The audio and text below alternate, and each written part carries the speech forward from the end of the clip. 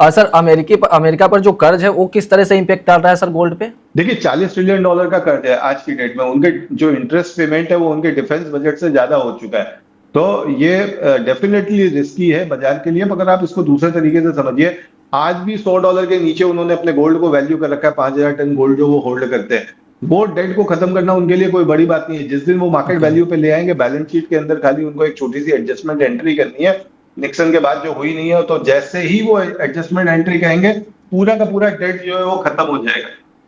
तो इसके लिए जब भी वो जिस दिन भी ऐसा करेंगे, गोल्ड में 20% की तेजी आ जाएगी। तो आज नहीं तो कल यूएस को ये काम करना ही करना पड़ेगा, जहां पे जितना भी गोल्ड उनकी बैलेंस शीट के अंदर पड़ा हुआ है उसको उन्हें अपने आज के भाव में एडजस्ट करना पड़ेगा। और the moment they do it, उनकी लायबिलिटी जीरो हो जाती है। ओके, दुनिया भर के सर सेंट्रल बैंक्स की तरफ से बाइंग की जा रही है। साउथ कोरिया पिछले वीक में इसी वीक में रिपोर्ट आया था कि साउथ कोरिया के बैंक की तरफ से भी 13 साल बाद गोल्ड की बाइंग की गई है।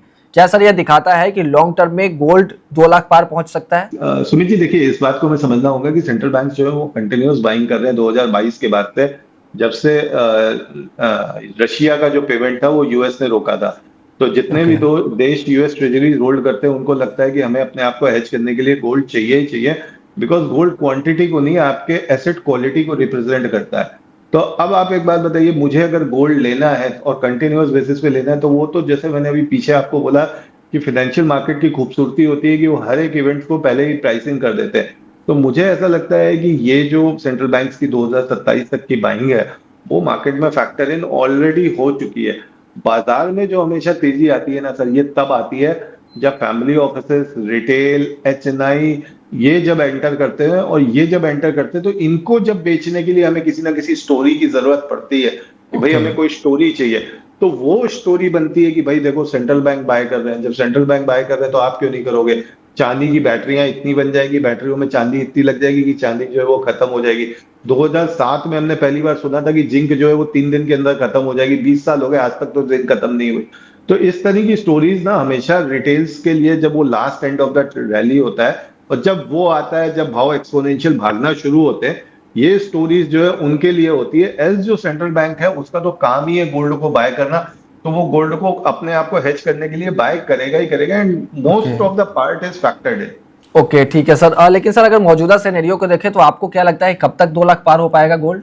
देखिए, गोल्ड को 2 लाख पार होने का मतलब होता है सर 30% की तेजी। ठीक है, अब अगर आप लास्ट ईयर 2025 को निकाल दीजिए तो 30% का अपसाइड या डाउनसाइड मूवमेंट ही हार्डली कोविड के बाद कभी आता है। तो गोल्ड एज अ करेंसी अगर आप लेते हो तो मेरा मानना है कि 12 से 15% का जो मूवमेंट होता है ये काफी हेल्दी होता है। और इस साल का एवरेज प्राइस अगर आप लेते हो तो 1,40,000 होता है। तो मेरा मानना है कि अपर साइड में 170, 172 इस साल में, और अगले साल शायद हम देख पाए तो देख पाए 2 लाख का भाव। क्योंकि अब आप समझिए, आप आपकी करेंसी भी 100 के आसपास पहुंच रही है, और 100 के आसपास आप पहुंचोगे धीरे धीरे करके। आपके 4 या 5 बड़े राज्यों में चुनाव है, तो इसका एक तो महंगाई पे असर पड़ेगा देश के अंदर। तो भारत में अब करेंसी का भी जो डिप्रिसिएशन है वो आप इतना स्ट्रांग नहीं देखोगे। और इसका दूसरा एक मनोवैज्ञानिक भी असर पड़ेगा, क्योंकि चुनाव के दौरान जो है मतलब जो विपक्षी पार्टियां वो इसको भुनाने की कोशिश करेंगी, रुपया जो है वो आईसीयू में चला गया।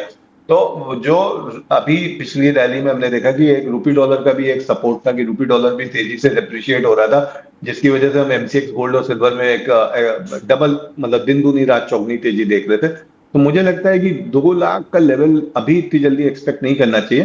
थोड़ा सा समय लगेगा, थोड़ा शायद 1.5 साल का समय लग सकता है या 2 साल का समय लग सकता है। उस समय के दौरान जो है हम 2 लाख का लेवल जो है वो देख सकते हैं। ओके, 2 लाख के लेवल में थोड़ा सा समय लग सकता है। सर आखिरी क्वेश्चन है मेरा, अगर वीकली क्लोजिंग मौजूदा इस तरह के ऊपर होती है तो सर नेक्स्ट वीक के लिए क्या स्ट्रेटजी अपनानी चाहिए? क्या स्टॉप लॉस होना चाहिए और टारगेट क्या अगर रखें? आज 65-50 के ऊपर की क्लोजिंग आती है चांदी में, ठीक है, अगर 65-50 के ऊपर की क्लोजिंग आती है, अगले वीक 62 और 61 के लेवल, 60 के लेवल पे बाइंग करके चलिए। ओके। 58-50 का स्टॉप लॉस रखिए, टारगेट रखिए 68 से 70 के बीच का। और गोल्ड की अगर मैं बात करता हूं तो गोल्ड में अगर आज क्लोजिंग 4,330 के ऊपर आती है तो गोल्ड को आप बाय करके चलिए। नीचे में स्टॉप लॉस 4180 के नीचे लगाना है। सेकंड एंट्री आपको करनी है 4240-50 के आसपास। नेक्स्ट वीक में फिर आप 4400-4500 टारगेट रख सकते हैं। मैं फिर से यहाँ पे एक बात कहूंगा कि 12 तारीख को जो इन्फ्लेशन का डेटा है उस दिन ओके अपनी पोजीशन कृपया करके जीरो रखिए, उस दिन मुझे लगता है कि शायद एक गिरावट देखने को मिल सकती है। ओके ठीक है, मतलब मौजूदा स्तरों पर ध्यान में रख करके ट्रेड करें और स्टॉप लॉस लगाना ना भूलें। सर पूरे शो को लेकर डिस्क्लेमर क्या है सर? हाँ, यहाँ पे मैं एक डिस्क्लोजर देना चाहूंगा कि जैसा हमारा लॉन्ग टर्म में, चूंकि सिल्वर में एक 3 सवा 3 लाख का टारगेट चल रहा है दिसंबर के लिए, तो उसी टारगेट को लेके मेरी अपनी पर्सनल पोजीशंस भी बनी हुई है सिल्वर में, और वो एमसीएक्स के अंदर भी बनी है और ईटीएफ के अंदर भी बनी हुई है। यानी मैंने एमसीएक्स और ईटीएफ दोनों जगह मेरी पर्सनल सिल्वर भी लेके रखी हुई है। प्लस मैंने जो भी व्यूज या जो भी टारगेट लेवल्स दिए हैं इस शो के दौरान, वो हमारे क्लाइंट्स को, फ्रेंड्स और फैमिलीज को भी ऑलरेडी शेयर्ड है। और अगर आप इस प्रोग्राम को देख के कोई मन बना रहे हैं या मानस बना रहे हैं जहां पे आप उसमें कोई ट्रेड लेना चाहते हैं, तो मेरी आपसे ये रिक्वेस्ट है कि आप अपने फाइनेंशियल प्लानर और रिस्क मैनेजर की सलाह लेके ही करें। यानी पूरा सार डिस्क्लेमर का यही है, उतना ही ले थाली में जो व्यर्थ न जाए नाली में। Okay, thank you very much sir, आपने समय निकाला हमारे दर्शकों के लिए। Thank you so much sir. धन्यवाद।